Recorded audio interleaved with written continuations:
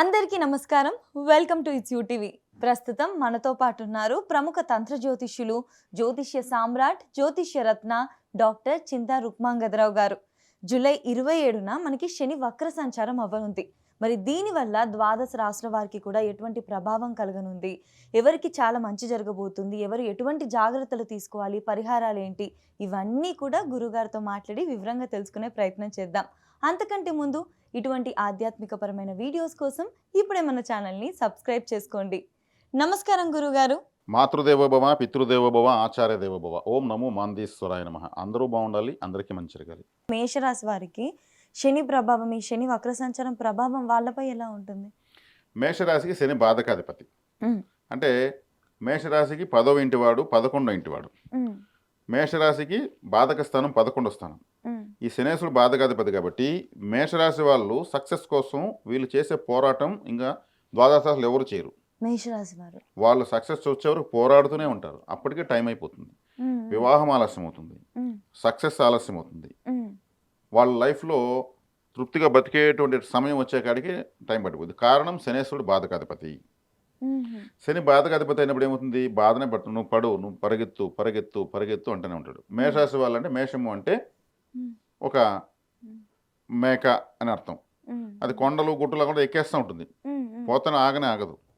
అట్లా శ్రమపడి ఇది చేస్తారు ఉంటారు వాళ్ళు.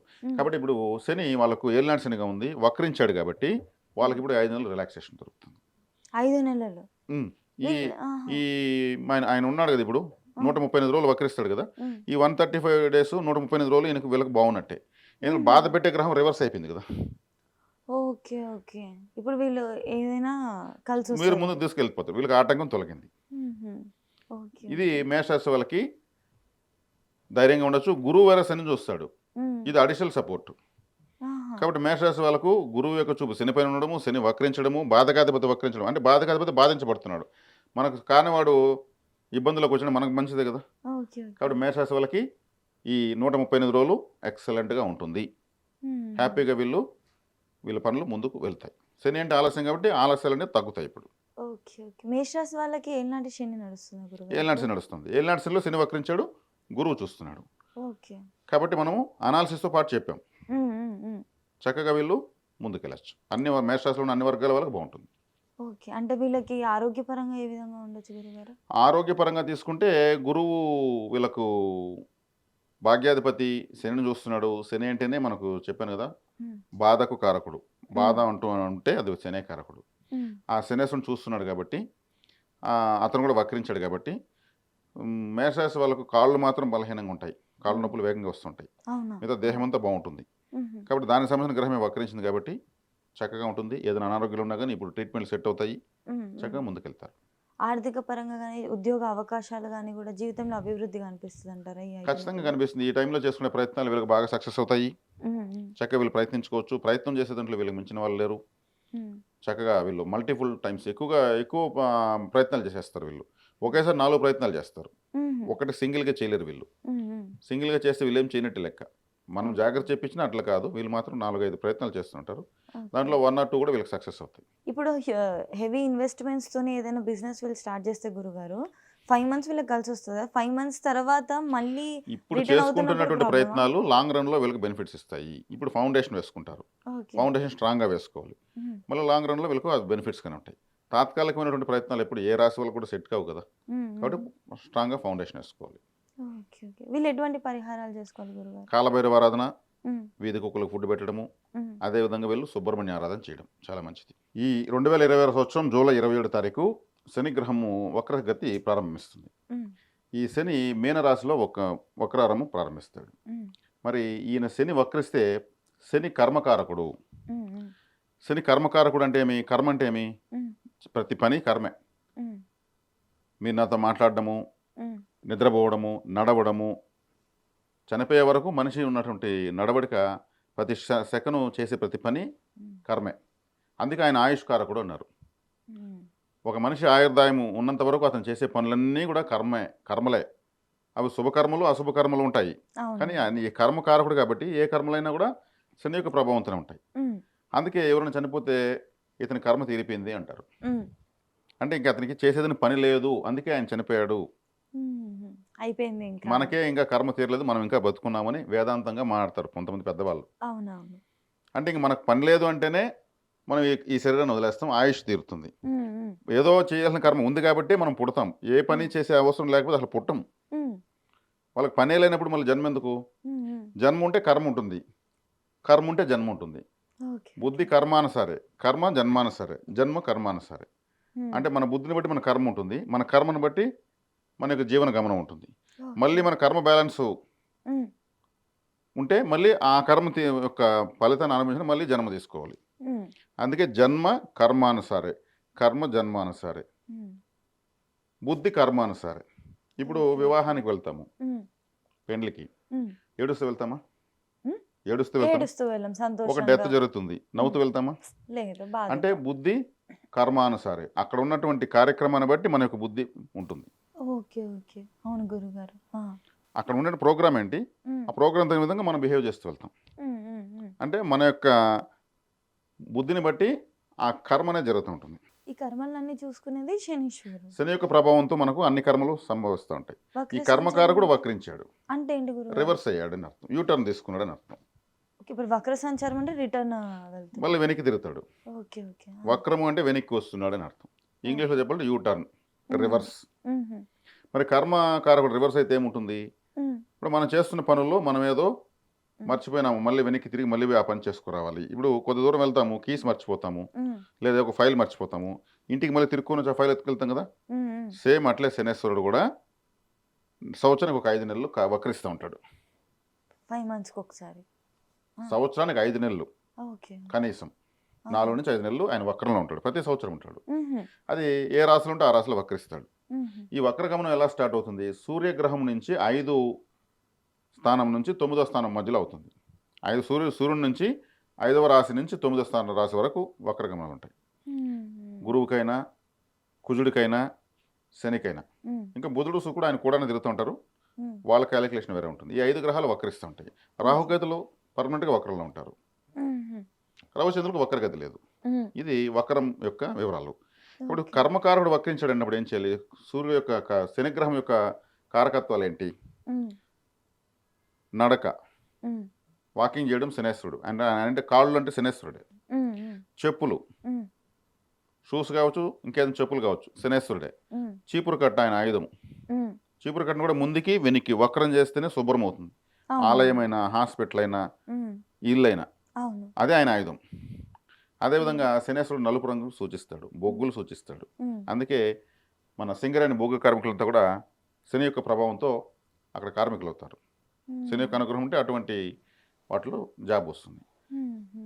ఇంకా ఈ లెదర్ బిజినెస్, చెప్పుల బిజినెస్, హ్మ్. తర్వాత ఎత్తుకుంటే ఇంకా కర్షక కార్మిక వర్గాలు కష్టపడి పనిచేస్తున్న వాళ్ళు అందరూ కూడా హ్మ్. హ్మ్.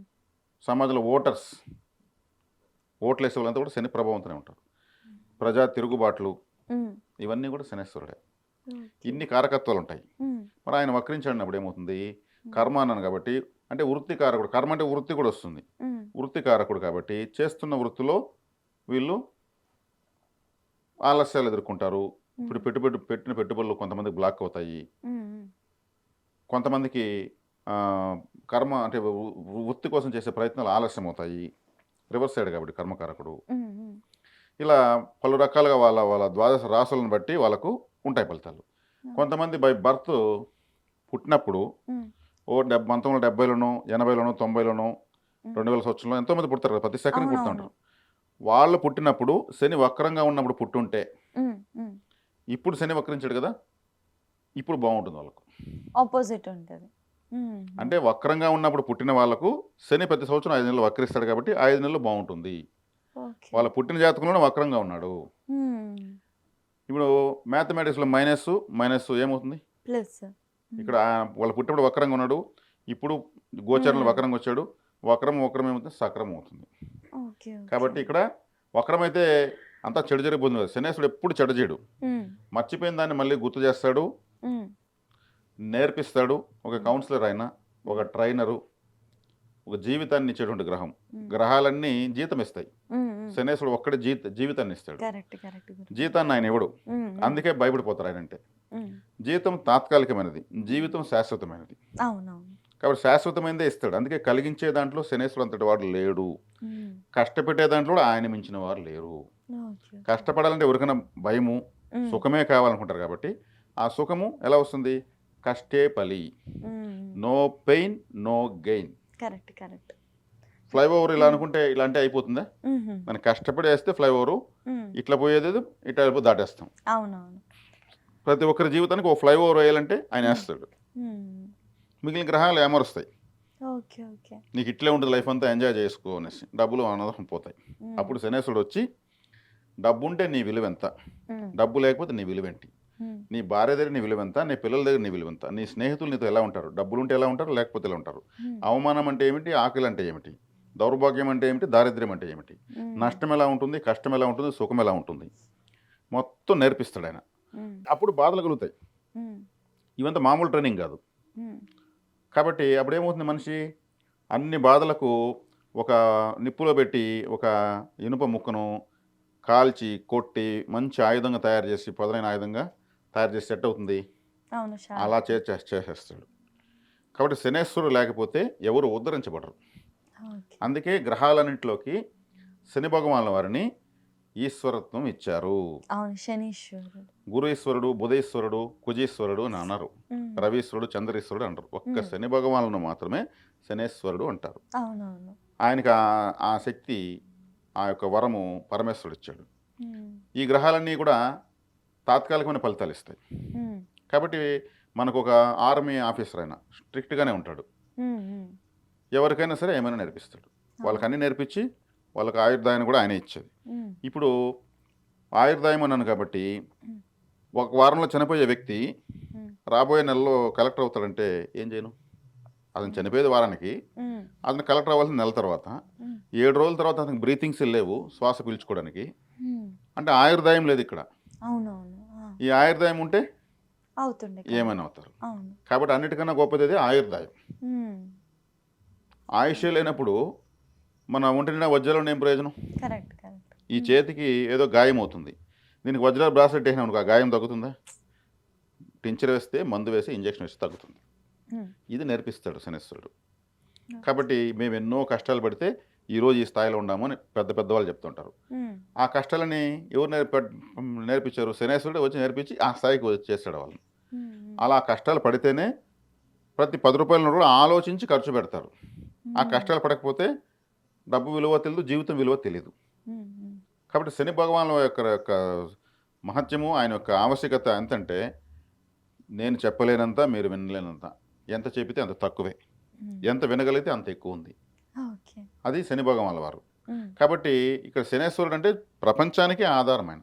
ఉమ్. ఉమ్. కరెక్ట్. ఇప్పుడు కాళ్ళు అని చెప్పాను శనేశ్వరుడు అంటే, కాళ్ళు లేకపోతే మనం ఏం మనుగడ సాగిస్తాం? ఏమీ చేయలేము. ఆయుష్ అని చెప్పాను, ఆయుష్ లేకపోతే ఏమి?